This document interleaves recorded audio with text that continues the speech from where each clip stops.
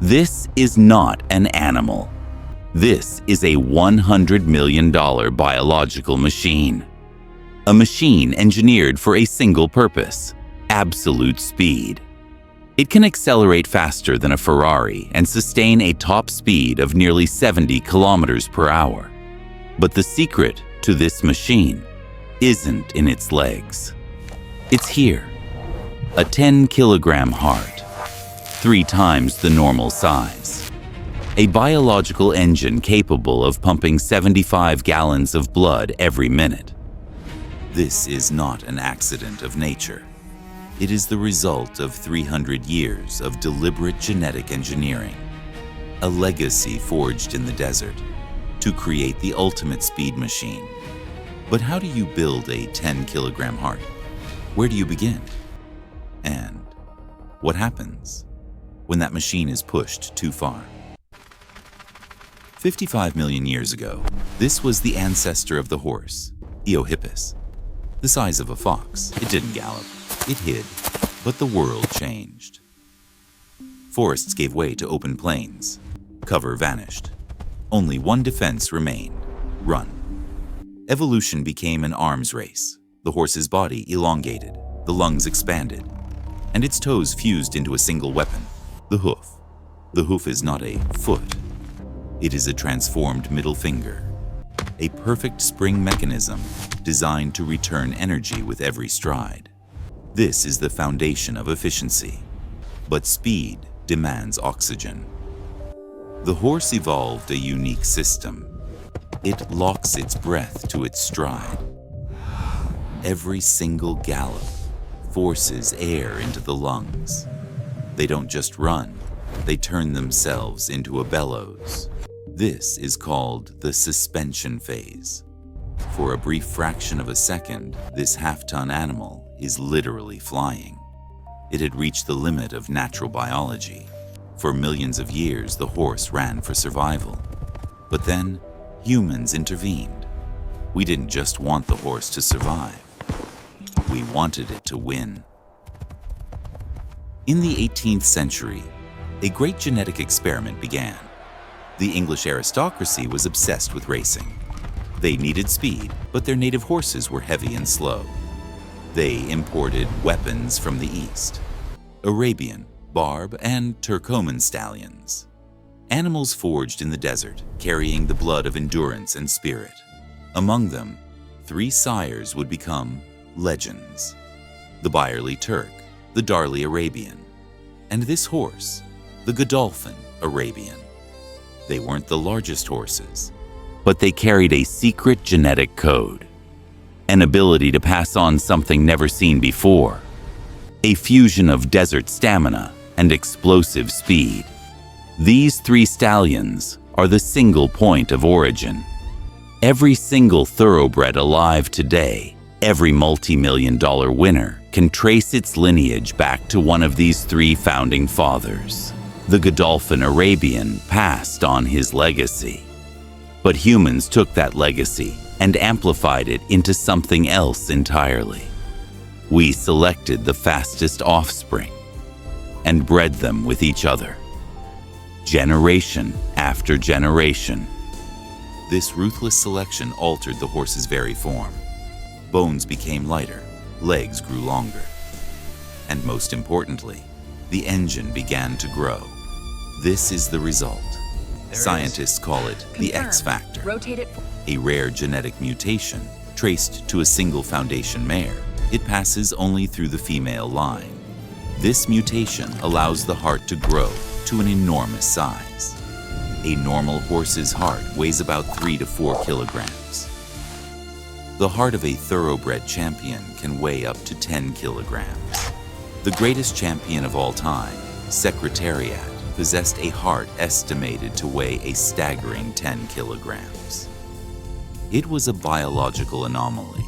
A larger heart isn't just for show. It is a supercharger. It pumps massive volumes of oxygen-rich blood to the muscles, allowing them to perform at an intensity that should be impossible. The horse also has another hidden advantage. Its spleen acts as a reservoir of red blood cells. When it begins to gallop, the spleen contracts, dumping billions of backup red blood cells into the system. This instantly increases the blood's oxygen-carrying capacity by up to 50%. In essence, they legally blood dope themselves every time they run. A 10-kilogram heart, a spleen that acts as a supercharger, a locked respiratory system, 300 years of genetic selection, all converging on a single, perfect biological machine. But a powerful engine is useless without a transmission. And the Thoroughbred's transmission is breathtakingly fragile. Look here. Below the horse's knee and hock, there are no muscles. None. Just bone, tendons, and ligaments. Instead of muscle, they use a system of elastic tendons. When the hoof strikes the ground, these tendons stretch like rubber bands, storing energy. And as the leg lifts off, those tendons snap back, releasing that energy and flinging the animal forward. It is incredibly efficient. It costs almost no muscular energy at all. This is why they can maintain speed. They have minimized weight at the end of their limbs, allowing them to cycle their legs faster. They are athletes running on elastic stilts, but this efficiency comes at a terrible price. When a thoroughbred gallops, its entire half-ton body weight comes crashing down on a single hoof. The force is immense. The fetlock joint, essentially our own knuckle, is strained to its absolute limit. It bends like a bow. For 300 years, we have bred for larger hearts. We have bred for longer, lighter legs. But we have not, or could not, breed for proportionally stronger bones. Every stride at top speed creates microfractures in the bone. Normally, the body has time to heal these, making the bone stronger. But the racing industry has a different schedule. Thoroughbreds begin intense training at just 18 months old. Their skeletons haven't even finished growing. The microfractures accumulate faster than the body can heal. The bone begins to fatigue. The transmission starts to fail. And sometimes, under the pressure of a race, the bone, tendon, or ligament gives out. The 10-kilogram heart is still pumping. The lungs are still working. But the delicate transmission has shattered. The $100 million machine has failed. So why take this risk? Because the thoroughbred isn't just an athlete. It's a financial asset. This is a gamble. A bet that a specific combination of sire and dam will produce the next champion. And that gamble starts very early. These young horses are sold at auction at 1 year old. Their price? Millions of dollars, all based on their genetic potential. Breeders try to balance speed and stamina. Too much speed, they may be too fragile. Too much stamina, they may not be fast enough. Once purchased, the horse enters a world of science. Their nutrition is optimized. Their workouts are tracked by data. They are managed like Formula One athletes. Modern technology even allows breeders to ultrasound the hearts of young horses. They are searching for it, the sign of the X factor. They are trying to measure the size of the engine. But here is the paradox of this machine. We have created a creature with the heart of a lion, but the bone structure of a bird. The problem is, the thoroughbred is bred to win.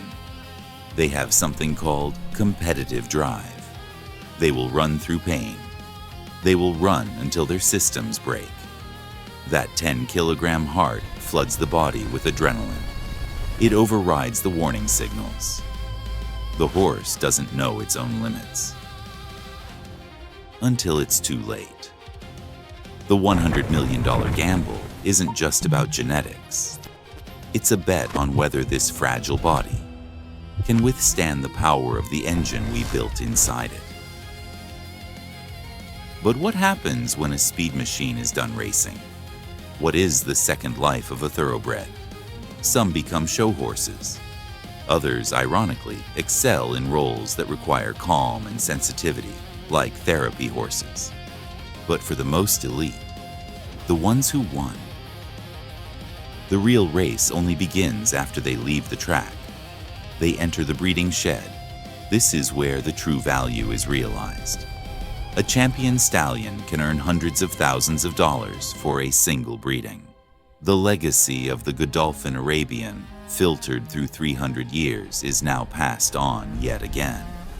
The search for the next 10-kilogram heart never stops. We have created an extraordinary creature, an athlete capable of pushing past the boundaries of biology, a machine forged from ancient bloodlines and modern ambition. That 10-kilogram heart is not just an organ. It is a symbol of our gamble, our relentless pursuit of perfection. But as we continue to push the limits, we have to ask, are we creating champions or just beautiful tragedies? To understand why they fail, we must understand how they succeed. These tendons. They are, pound for pound, stronger than steel. At a full gallop, the deep digital flexor tendon endures a strain that can exceed 1,000 kilograms. It is designed to do this thousands of times, but fatigue is the silent enemy. Unlike bone, tendons have a very poor blood supply. They don't heal well. The damage accumulates. All it takes is one bad step, one uneven surface, one moment of fatigue. And that elastic energy has nowhere to go. It is a catastrophic structural failure. For an animal designed to run, a leg injury is not just a setback. It is a death sentence. For decades, these injuries were a mystery. Trainers only knew a horse went lame.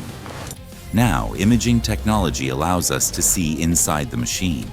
We can see the stress bruising on the bone.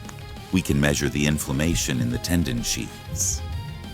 We can see the disaster coming before it happens. And science is trying to catch up.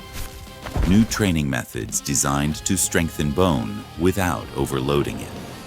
Hydrotherapy, rehabilitation, regenerative medicine. Stem cells and platelet-rich plasma are being used to try and repair what is almost unrepairable. But all of this is reactive. It is a desperate attempt to patch a system that is engineered too close to the breaking point. Because in racing, there is no room for compromise. 1% faster is the difference between first place and last. We have dissected the engine. We have analyzed the breaking point. But we have overlooked the central processor, the mind of the machine. To understand a thoroughbred, you must understand how it sees the world. Their vision is almost 360 degrees. They are masters of peripheral awareness. This is a defense system. They are designed to spot a predator from any angle. They are prey. Fear is hardwired into their DNA. And then we take this animal, this creature programmed to flee from danger, and we place it in the center of chaos. The noise, the crowds, the confined spaces, the pressure. The horse's instinct is screaming, "Danger, run!" But the jockey asks it to wait, to focus, to explode at the precise right moment. It is an incredible internal battle. A war between million-year-old instinct and conditioned training. And when the gate opens, it is a release. That fear and that training combine into one thing, pure speed. They aren't just racing other horses. They are running as a herd. Their herd instinct is powerful. They find safety and speed in numbers. The best jockeys don't fight the horse. They negotiate with it. They channel its fear into focus. They ask rather than command. When a thoroughbred pins its ears back in the final stretch, that isn't anger. It is total concentration. They are blocking out every distraction.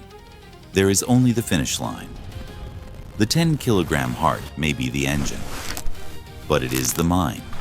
That fragile balance of prey instinct and the will to win, that is the driver. The gamble is placed. Millions of dollars for a genetic promise. But what do the statistics say? Of the thousands of thoroughbreds born every year, only a tiny fraction will ever win a single race. Any race. And the ones that aren't fast enough? The ones that get injured? The ones whose bones can't cash? The check the engine wrote? The broken machines. This billion-dollar industry is built on a pyramid. And the bottom of that pyramid is filled with the failures. Organizations are working to retrain these machines, to teach them that life isn't always a race, to teach them how to trust again. The problem lies in the very perfection we chased. By selectively breeding for speed, we have dangerously narrowed the gene pool. Every thoroughbred is shockingly closely related. This inbreeding is what concentrated the speed genes. But it also concentrated the genes for fragility. The ancient desert bloodlines offered toughness and resilience. But centuries of pursuing pure raw speed may have bred out the very traits that could save this machine. We succeeded. We created the fastest land athlete on the planet. There is no doubt. We gave it the heart of a god. But we forgot to reinforce its mortal frame. So, when you look at a thoroughbred, what do you see? A $100 million gamble? A genetic tragedy waiting to happen? Or do you see the living legacy of 300 years of human history, our ambition, our relentless drive, and our failures, all embodied in a single creature?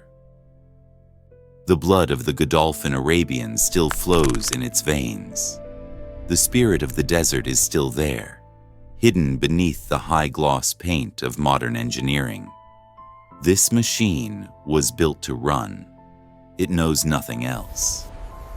It is the culmination of 55 million years of evolution and 3 centuries of focused ambition. That 10-kilogram heart is not just an engine for speed. It is the very pulse of a legacy that is complicated, fragile, and beautiful, a legacy that will continue to run long after we are gone. We have decoded the biological machine. We understand how the 10-kilogram heart fuels impossible speed.